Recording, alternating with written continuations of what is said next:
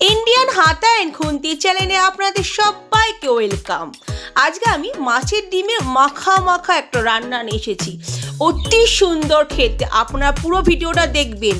আমি তার জন্য নিয়েছি পেঁয়াজ কুচি, কাঁচা লঙ্কা কুচি, লবণ স্বাদ মতো, হলুদ, ধনের গুঁড়ো, ঝাল লঙ্কা গুঁড়ো, গরম মশলা গুঁড়ো। আর মাছের ডিমটাকে আমি অল্প জলে ভাপিয়ে ছেঁকে নিয়েছি। তার মধ্যে দিলাম 1.5 চামচ বেসন, আর যেগুলো কুচোগুলো নিয়ে রেখেছিলাম সবজি, ওগুলো দিয়ে দিলাম। এবার দেখো পেঁয়াজ, রসুন আর কাঁচা লঙ্কাটা পেস্ট করে নিচ্ছি। এবার আলু রেখেছি ডুমো ডুমো করে কেটে। এবার তেল দিয়ে দিলাম, রিফাইন তেলটা গরম হয়ে গেছে। এবার যে ডিমটাকে মেখে রেখেছিলাম চামচে করে এক এক করে দিয়ে দিয়েছি। যতক্ষণ না গোল্ডেন ব্রাউন হচ্ছে ততক্ষণ কিন্তু আমি তুলবো না, গোল্ডেন ব্রাউন অবধি ভাজবো। আপনারা দেখতে থাকুন কিরম ভাবে ভাজি আমি।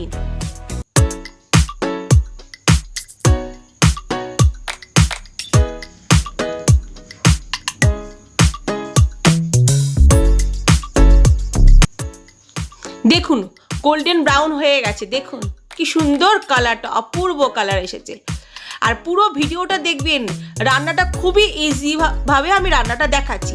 এবার দেখুন এই তেল থেকেই আমি অল্প তেল নিয়ে নিচ্ছি ফ্রাই প্যানে, দিয়ে যে আলুগুলো রেখেছিলাম ডুমো ডুমো করে কেটে, ওইগুলো দিয়ে হালকা হাতে নাড়াচাড়া করছি।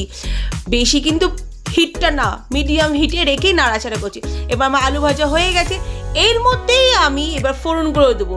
ফোড়নের মধ্যে তেজপাতা, 2টো শুকনো লঙ্কা আর জিরে, সাদা জিরে গোটা দিয়ে দিলাম। নাড়াচাড়া করছি, একটা সুন্দর একটা স্মেল আসবে। তারপরে আমি দিয়ে দিচ্ছি হলুদ, ধনের গুঁড়ো, জিরের গুঁড়ো, কাশ্মীরি লঙ্কার গুঁড়ো, আর আমাদের সবার স্বাদের অনুযায়ী লবণটা স্বাদ অনুযায়ী দেওয়া উচিত। বেশি দিলেও খারাপ হয়ে যায়, কম দিলেও খারাপ হয়ে যায় রান্না। এবার দেখুন, এবার নাড়াচাড়া করে নিয়েছি, মশলাটা একটু ভাজা ভাজা করে নিই।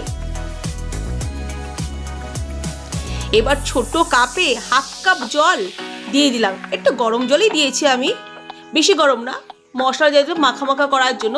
একটু শুকিয়ে গেলে আমি যে ভাজা আলুটা করে রেখেছিলাম, তুলে রেখেছি, সেই ভাজা আলুটা দিয়ে দিলাম। দিয়ে এবার নাড়াচাড়া করে নিচ্ছি,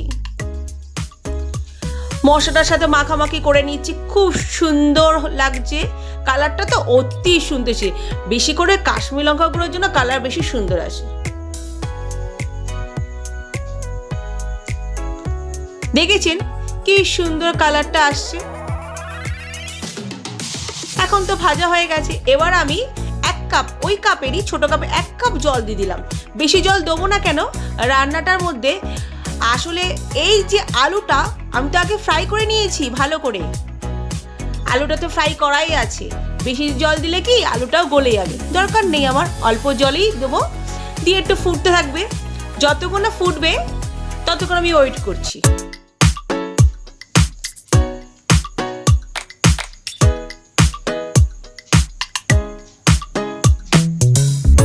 দেখুন কি দারুণভাবে ফুটছে, বুঝতেই পাচ্ছেন রান্নাটা খুব সুন্দরভাবে ফুটছে। আমি একটু নাড়িয়ে দিচ্ছি। দেখুন, আর যে ছেঁকে রেখেছিলাম যে ডিমের যে ছাকাটা, ওর মধ্যে কিছু কিছু ডিম ছিল, ওই ডিমগুলো দিয়ে দিয়েছি। আর যে বাটা মশলাটা দিয়ে দিয়েছি, দিয়ে একটু নাড়াচাড়া করে নিচ্ছি আলুর সাথে। এবার যেই মাছের ডিমটা বড়াটা ভেজে রেখেছিলাম, এবার মাছের ডিমের বড়াটাও এক এক করে দিয়ে দিলাম। দিয়ে এটা হালকা হাতে নাড়বেন, বেশি তাড়াহুড়ো করবেন না, হাতে সময় নিয়ে নাড়বেন, নাহলে ডিমগুলো ভেঙে যাবে, ভালো লাগবে না খেতে।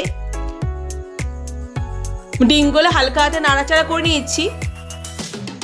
এবার এর মধ্যে 1 চামচ, একটু বেশি দিতে হবে, 1 চামচ পুরো গরম মশলা গুঁড়ো দিতে হবে। কেন গরম মশলা গুঁড়োটা বেশি দিতে হবে, সুন্দর লাগবে গন্ধটা। দেখুন একটু মাখিয়ে দিলাম, নাড়াচাড়া করে দিলাম।